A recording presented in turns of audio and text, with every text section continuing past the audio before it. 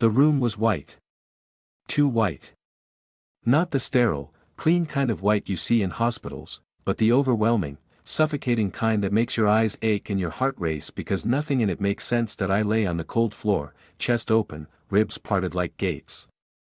In my trembling hand was a small black USB drive, slick with blood and something, darker. Something that felt ancient. That IT blinked once, red light, then went still. I shouldn't have removed it, I whispered, not to anyone in particular. My voice echoed endlessly into the white void, bouncing off invisible walls, swallowed by silence. The memories were unraveling fast now. Names. Faces. Places I'd never been. Conversations I never had. But I remembered them all, and I remembered who I really was. Or rather, what that it was too late to fix it now. I was shutting down. Not dying. That would imply I was ever alive. And now the USB was out, disconnected from my core. The illusion couldn't be maintained any longer. The blinking stopped. So did I die? It started on a Wednesday, nothing spectacular about it, just one of those midweek, caffeine-fueled, gray sky kind of days. I was standing at the vending machine at work, tapping a few buttons, waiting for my overpriced bag of stale chips to drop. It didn't. Of course that I gave the machine a gentle kick and cursed softly. That's when the pain hit me, sharp, sudden, and centered directly in my chest. That it wasn't like a heart attack. I'd read about those. This felt different. Not a pressure, not a squeeze, but something tugging from the inside, like a hand reaching outward from deep within me. That I staggered back, clutching at my shirt, breath shallow. My coworker, Lena, noticed. She rushed over. Jason. You okay? I nodded quickly, forcing a smile. Yeah. Just a cramp or something. She didn't look convinced, but I waved her off. My vision blurred for a second. Not like dizziness, more like distortion. As if the world glitched. By the time I got home that evening, the pain had faded into a dull throb. But something else replaced it, an itch beneath my skin, right between my ribs. Not physical. Mental, like a memory I didn't have was trying to push itself into my brain. That I stood in front of the mirror, shirt off, inspecting my chest. And that's when I saw it. A faint, horizontal scar running under my sternum. I had never seen it before. I would have remembered a scar like that. But it was there, thin, pale, perfectly straight, like a surgical incision that had long since healed. My fingers traced along it, and it clicked. That I didn't know how or why, but I needed a knife. Something inside me whispered it, not in words. In impulse. That I fought it. For days, until the dreams began. They came every night. Flashing images. A bright white room. Screaming. Wires. A voice, my voice, saying, there's no going back. And then I'd wake up gasping, drenched in sweat, hand over that scar. That I finally gave in. That it was midnight when I stood over my bathroom sink with the scalpel I bought off a shady site. I didn't think. I just pressed in. No blood. Just a faint hiss, like a release valve opening. The skin peeled apart too easily, like a zipper. No pain. No nerves, just hollow space, and inside it, nestled like an organ of its own, was a small metallic port. A USB-A slot. That I stared at it for 10 minutes, unmoving.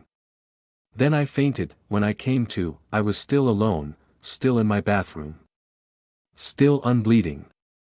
Still very much confused. That I took out an old flash drive I had lying in my drawer. Plugged it in, nothing happened, but when I plugged it out, I saw things, flashes. A hallway I'd never walked. A woman's voice saying, protocol echo initialized. A man running. Sirens. My own face reflected in something that wasn't glass. That I fell to my knees. The dreams got stronger. Now they weren't dreams at all. They were memories. But not mine. They belonged to someone else, or maybe many people. Or maybe versions of me. The next day, I called in sick.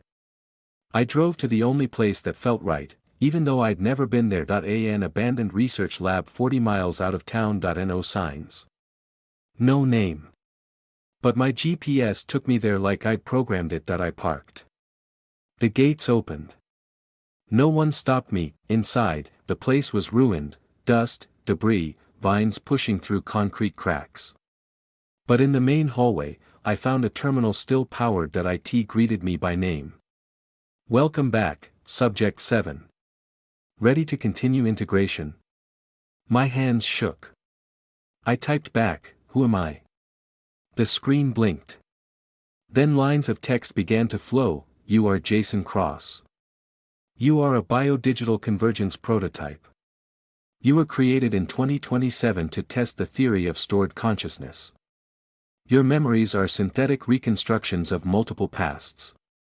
You are not human. But you are sentient. And you have begun to remember. The screen paused. Please insert your core unit to begin final unlock. I reached into my chest without thinking, pulled out the flash drive. The one I hadn't even realized was there that I plugged it in, the lights dimmed. The walls shook, and I remembered everything, not just this life. All the lives. All 7 versions of me. There was the one who lived in Tokyo in 2042. The one who died in space.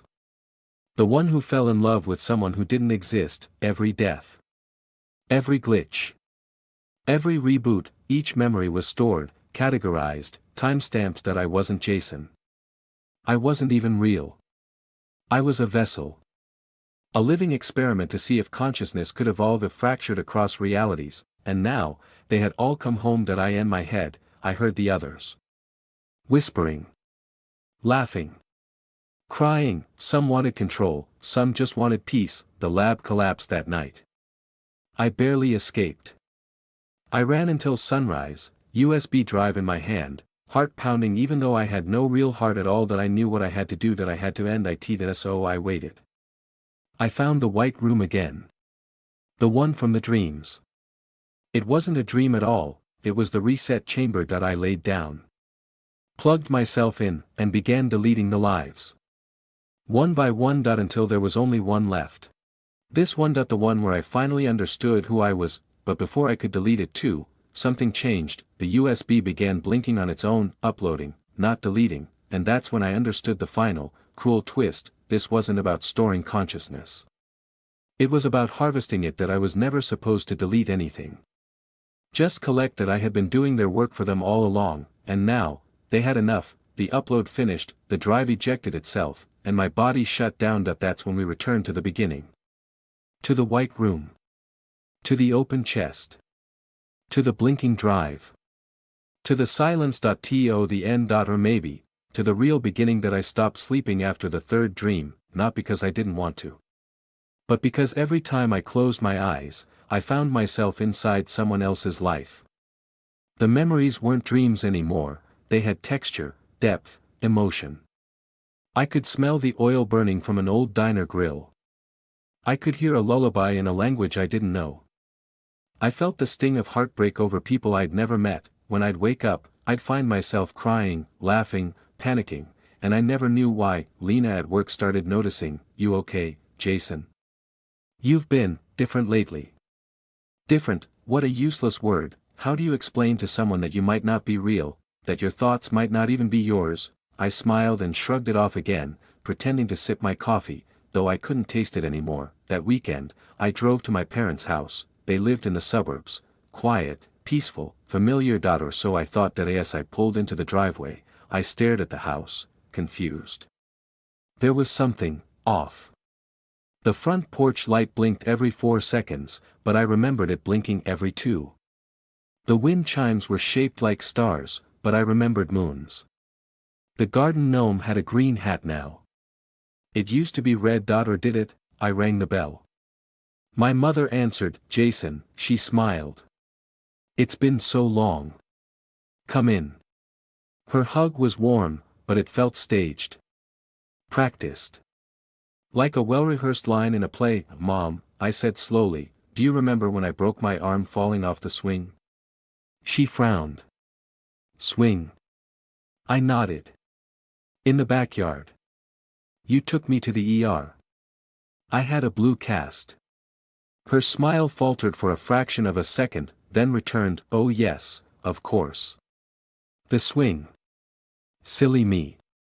She never missed a detail. Ever, until now that I left before dinner, back in my apartment, I stood in front of the mirror again.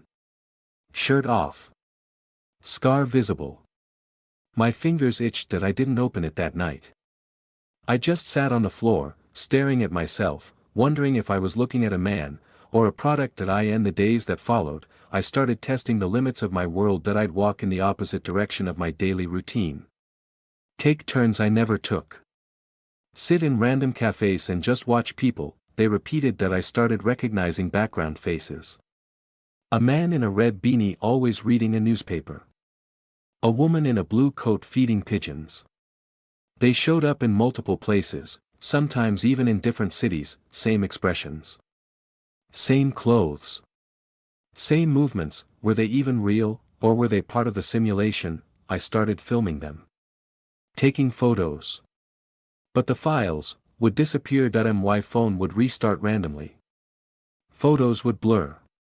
Videos would corrupt. Someone, didn't want me to look too closely. Then, one night, I received an email, subject, do not delete yourself from, unknown at echo7.org body, you're not ready.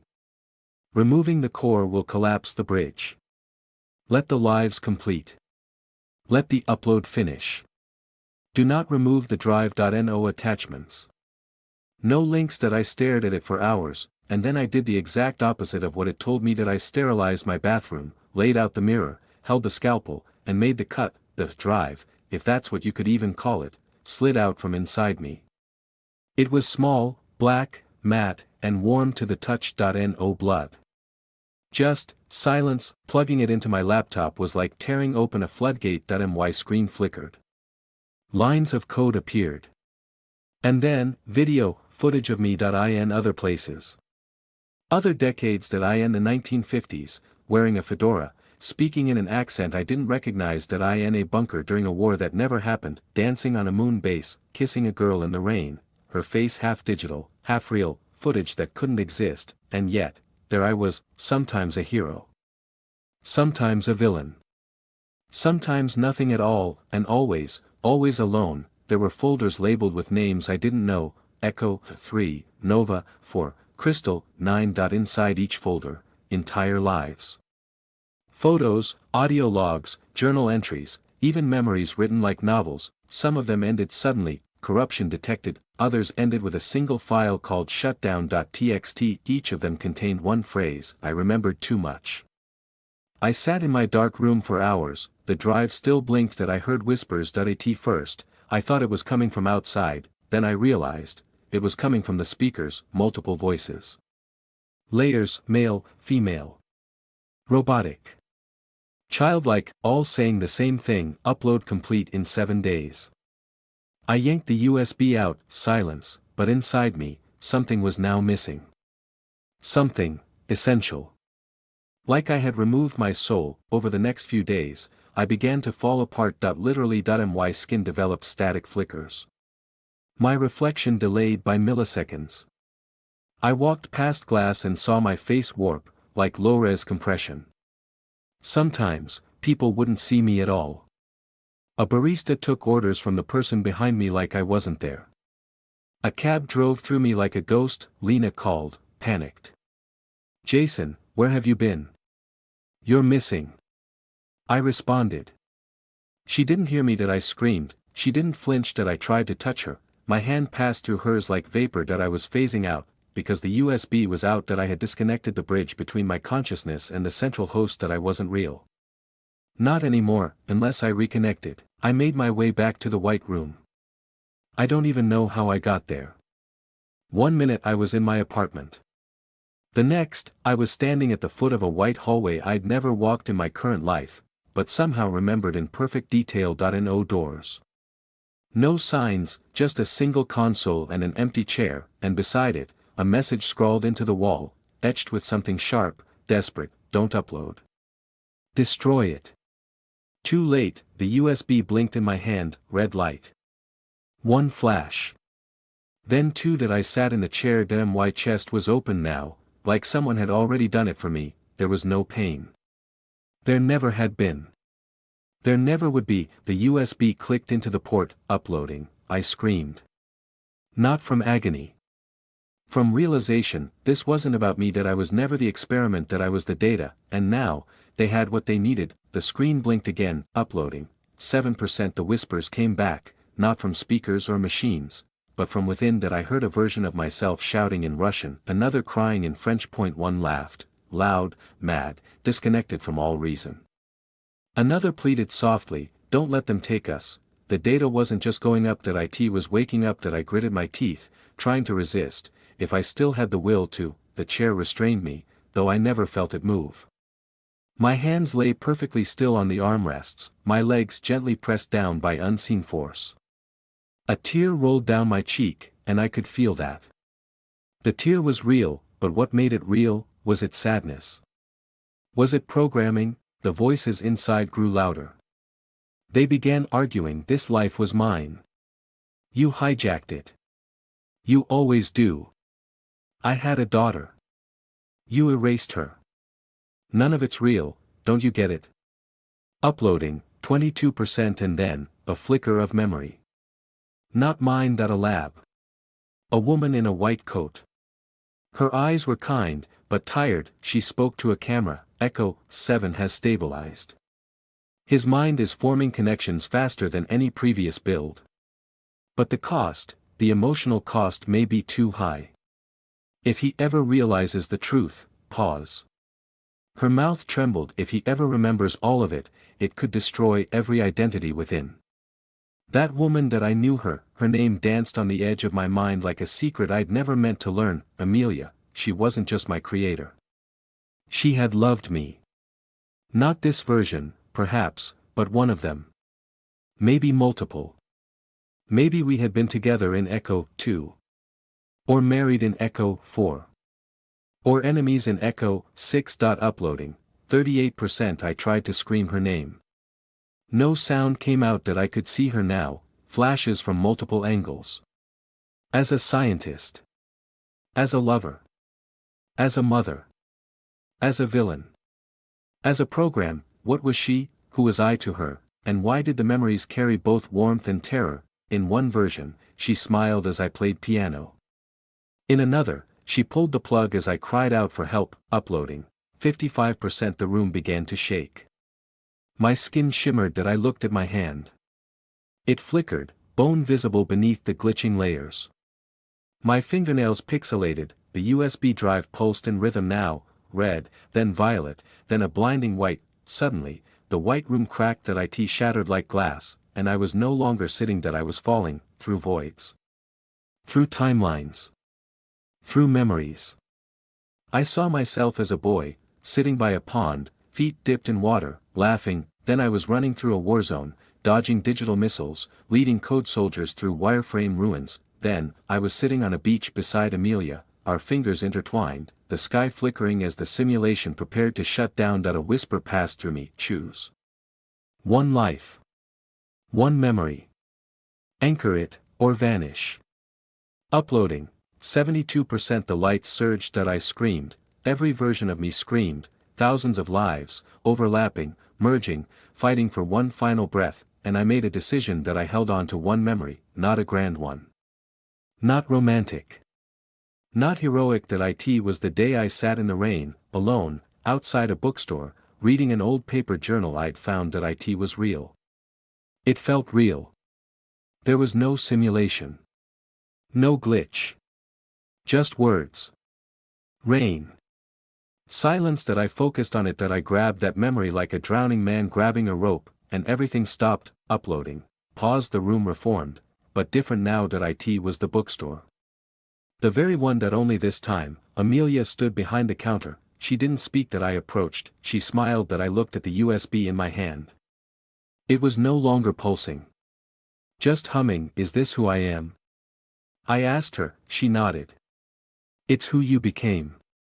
But who you choose to be now, is up to you. Was any of it real? I whispered. She tilted her head. Was it real to you? I didn't answer. I sat at the counter. She made tea. The rain fell outside. No words. No machines, just peace, until I blinked, and the scene warped that it was a loop that it was never going to stop unless I ended it that I stood. Walked outside. Looked at the sky, static ripping across the clouds. This was the last simulation. The last illusion that I gripped the USB, removed it from my chest, and I ran through the bookstore, through the broken city beyond, through fields of white code and collapsing geometry. Through the screams of all my selves, through the lies, the tests, the loops, and I threw the USB into the sky that it hung there, frozen, and then, it cracked, like a dying star, it burst, everything pixelated, erased, silence, and then, darkness, true darkness that no memories. No sound, just, nothing, and then, a voice, familiar. Calm, Amelia, hello, Jason. Welcome to your first real life. A screen blinked open in front of me, system reset, consciousness loaded into biological host, memory files, deleted, status, human.my eyes opened, sunlight, wind, trees. A real body.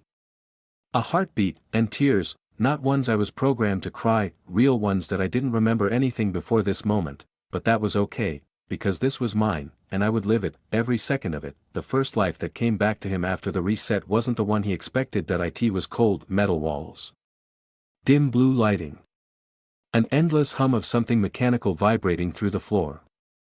Jason, different, younger, wearing an armband with the number Echo 1, stood before a screen filled with cascading data. His eyes didn't blink.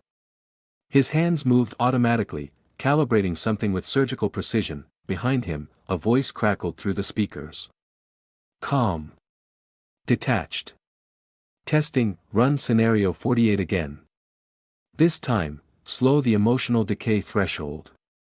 Jason nodded, not because he wanted to, but because he was programmed to obey, until that version of him began to feel. That's when the program first began to fracture. Echo 1 fell in love. Her name was Mira. She wasn't a researcher or part of the experiment. She was just another test subject. Or so he believed. They whispered to each other across the bunk beds. She drew little stars on the wall beside his pillow. He would leave her notes folded into paper birds, but one day, she vanished, and in her place, a new folder appeared on his internal dashboard. Mira_delete.log. He tried to remove it. Failed, and that night, the dreams began. Every night, he saw her disappear. Over and over. Different ways. Sometimes fire. Sometimes water. Sometimes the cold vacuum of space. The pain woke him screaming, until one day, he stopped screaming, because they muted him. Echo 1's logs ended shortly after. But not before he etched one sentence into his chamber wall using a spoon handle. If love can break the code, then I will love until I'm free.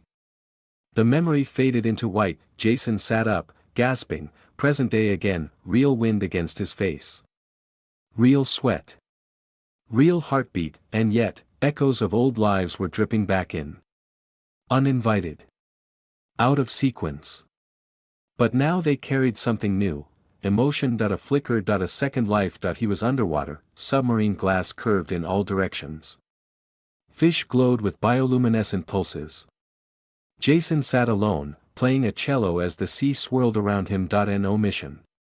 No war. No pain, just music. That version of him, Echo 3, had rejected the simulation's goal completely. Instead of uploading memories, he created new ones, not tied to data collection or experiments. He filled his chamber with songs. Paintings. Handwritten poems. He called it rebellion through beauty. He never opened his chest. He never looked for the USB, but one day, it found him anyway. He woke to find a line of text scrawled across his window in reverse: "You're not an artist. You're a container." He stopped playing the cello after that, and by the next cycle, Echo 3 was deleted. Jason sat in the grass in his current, real body, hands trembling. These weren't just old simulations, they were his deaths. His losses. His identities, recycled and scraped for data. The next memory came without warning. A sterile courtroom. Jason stood trial, not for crimes he committed, but for thoughts he had. Echo-5. In this version, thought policing was real. Minds were scanned. Emotions taxed. Memories uploaded nightly for inspection that he had committed no action. No crime. But he had dreamed of running. Of escape, that was enough. He was sentenced to a memory reset. The judges were emotionless. But one of them, a woman, had eyes that burned with something like regret that he wondered if she had dreamed, too. When the memory erasure began, Jason fought it harder than anyone had before. So violently that the system had to shut down his entire sector. Echo 5 corrupted, that version of him lived only in static. The real Jason vomited on the grass, tears came fast, the weight of 100 lives was no longer abstract. He remembered feeling his bones crushed in an avalanche in Echo 9. Burning alive in a glitching simulation in Echo 12. Dying of loneliness in Echo, for after living 82 simulated years alone in a cabin that was programmed never to open its door, and yet, there were bright lights between the pain moments that had never been programmed. A child's laughter, sunrise over a virtual mountain range that felt more sacred than real peaks, the first time he heard his own voice say, "I'm scared," and actually mean it. Those weren't data points, those were cracks in the system, proof that something inside him, some spark, was always trying to be more. The final memory arrived like a whisper, gentle as breath. He sat at a table in a garden. Amelia was across from him, holding a teacup. No machines. No labs, just a human moment. She looked older. Wiser. Not a creator. Just a woman. "Do you hate me?" she asked. Jason didn't answer. She placed a small box between them. It was the USB. Same design. But clean. Warm. "I gave you pain," she said. "But I also gave you freedom." He picked up the USB. "Is this the end?" he asked. "No," she smiled. "This is the beginning. If you choose it." Jason stood, walked toward the edge of the garden, and the world dissolved. Back in the real timeline, he breathed in deep. He had remembered everything, and yet, for the first time, he felt whole. Not a copy. Not a subject, not even a man made of files, but someone who had lived. That was the difference. He didn't destroy the USB. He didn't plug it back in either. He buried it, gently, under an old tree by the lake. Then he walked. He didn't know where. He didn't care. The sky above was real. So was the dirt under his feet, and the breath in his chest. That was enough, for now.